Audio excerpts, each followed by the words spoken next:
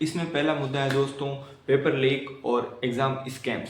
जब एक स्टूडेंट सालों तक लाइब्रेरी में बैठ के अपनी आंखें फोड़ता है, कड़ी मेहनत करता है और उसे ये पता चलता है कि एग्ज़ाम से 2 घंटे पहले उसके व्हाट्सएप पर 500 रुपये में पेपर मिल रहा था। नमस्कार दोस्तों, सोचिए दोस्तों, आपने 3 साल मेहनत करके पढ़ाई की, लाखों रुपए पढ़ाई के अंदर खर्च किए और 3 साल बाद में आपको जो डिग्री मिली वो डिग्री आपके लिए कुछ काम की नहीं है, वो रद्दी के भाव हो चुकी है। यूसीजी यूनिवर्सिटी ग्रांट कमीशन के लिए ये कोई नई बात नहीं है। आज हम उस हाथी की बात करेंगे जो पुराने नियम को चबाता रहता है और नए नियमों को कंफ्यूज करके उगलता रहता है। अगर इसके इतिहास की बात करें दोस्तों, तो 1956 के अंदर यूसीजी का एक क्लियर मकसद था कि यूनिवर्सिटीज़ को फंडिंग देना और उन्हें की क्वालिटी चेक करना, लेकिन ये चेक कब कंट्रोल में बन गया किसी को पता ही नहीं चला। यूसीजी हमारे एजुकेशन सिस्टम का वो खड़ूस रिश्तेदार बन गया है जो पैसे तो कम देता है लेकिन बात बात पर ज्ञान दे देता है। पहले के रूल्स इतने रिजिड थे दोस्तों कि अगर किसी प्रोफेसर को कंप्यूटर वर्ड भी ऐड करना हो सिलेबस के अंदर तो पहले फाइल यूसीसी के पास ड्राफ्ट बन के जाता था, फिर उस पर 2 साल तक धूल मिट्टी जम जाती थी लेकिन काम नहीं होता था। रिजल्ट क्या निकला दोस्तों? आज बाकी जो वर्ल्ड है वो एआई के अंदर और बाकी फील्ड्स के अंदर बहुत ज़्यादा एक्सीलेंट वर्क कर रहा है और हमारे यहाँ 1990s की C++ के नोट्स को अभी भी रटा जा रहा है।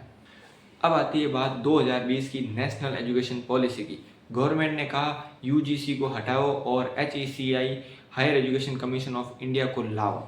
ये सरकाज़म ऐसा साउंड होता है जैसे कि कोई ओल्ड वाइन को न्यू गिलास के अंदर डाल दिया गया हो। और इस चेंज की गवर्नमेंट का तर्क था, वो कह रहे थे कि हम ब्यूरोक्रेसी को ख़त्म कर रहे हैं, लेकिन रिसर्च और एनालिसिस ये कहता है कि प्रॉब्लम यूसीजी के नाम में नहीं उसके काम करने के तरीके में थी। गवर्नमेंट ने सारी फंडिंग अपने हाथ में ले ली थी और इसका मतलब ये साफ था कि जो भी गोदी होगी, जो भी गवर्नमेंट का कहना मानेंगे उनको फंडिंग मिलेगी, बाकी सारी यूनिवर्सिटीज़ आत्मनिर्भर बन जाए। अब नज़र डालते हैं स्टूडेंट्स के प्रोटेस्ट और सुप्रीम कोर्ट की बैटल करते हैं कि स्टूडेंट को हड़ताल पर क्यों आना पड़ रहा है, उन्हें सड़कों पर क्यों भगाया जा रहा है, क्यों पुलिस के द्वारा उन पर अत्याचार किया जा रहा है। इसमें पहला मुद्दा है दोस्तों पेपर लीक और एग्ज़ाम स्कैम्स।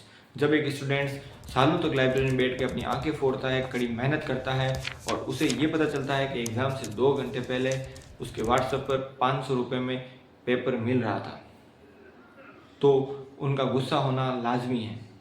और दूसरा मुद्दा था मैंडेटरी एग्जामिनेशन।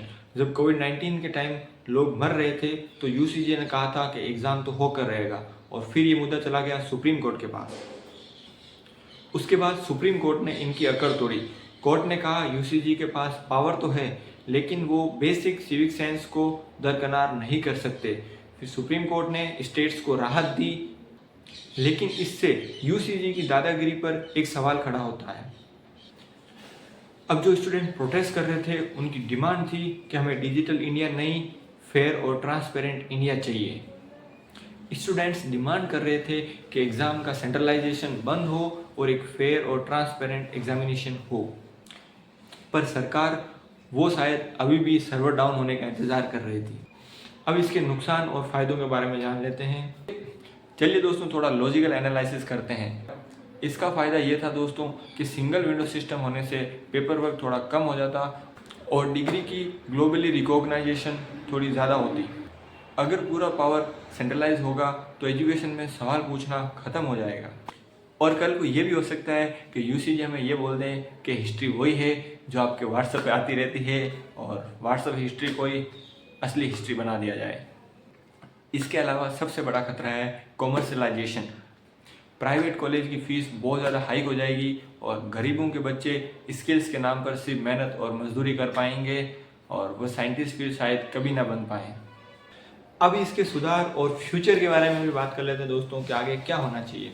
तो दोस्तों अब इसका सॉल्यूशन क्या है? पहला है ऑटोनॉमी, यूनिवर्सिटीज़ को आज़ादी दो। दूसरा आता है अकाउंटेबिलिटी। अगर कोई पेपर लीक होता है तो छोटे क्लर्क या नीचे काम करने वालों को नहीं, जो यूसीजी का चेयरमैन है उसकी भी जवाबदारी बनती है, वो भी आपको जवाब दें।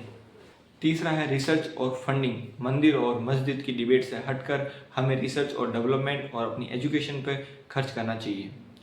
अगर इस सिस्टम में सुधार नहीं हुआ दोस्तों, तो आने वाले 10-15 सालों के बाद हमारे पास एक ग्रेजुएट्स की भीड़ तो होगी, लेकिन उनमें से एजुकेट कोई भी नहीं होगा। दोस्तों, एजुकेशन कोई बिजनेस नहीं है, ये हमारे देश की बुनियाद है। अगर आज यूसीजी के गलत फैसलों पर हम सवाल नहीं उठाएंगे तो हमारी आने वाली जनरेशन हमसे पूछेगी कि जब गलत नियम बन रहे थे तो आप क्या कर रहे थे, और उसका आपके पास कोई जवाब नहीं होगा। दोस्तों, आपको क्या लगता है दोस्तों, यूसीजी को पूरी तरह ख़त्म कर देना चाहिए या फिर छोटे मोटे बदलावों की रिक्वायरमेंट है जिससे नियम बदल सकते हैं, या नए चेहरे लाए जाएं जो सिस्टम को बेहतर बनाएं? आपकी क्या राय है कमेंट में ज़रूर बताएं, मैं आपके सारे कमेंट पढ़ता हूं। और आपको लगता है कि सिस्टम में बदलाव होना चाहिए तो ये वीडियो आगे से आगे शेयर करें ताकि ये हमारी आवाज़ सिस्टम तक पहुंच पाए और हम सिस्टम को बेहतर बनाने में अपना योगदान दें। इस वीडियो को ज़्यादा से ज़्यादा शेयर करें ताकि सिस्टम के कानों में हमारी आवाज़ पहुंचे, और चैनल को सब्सक्राइब करें और इन्फॉर्मेटिव वीडियोस देखने के लिए। अब हम मिलते हैं अगले किसी सेगमेंट में। आज के लिए जय हिंद।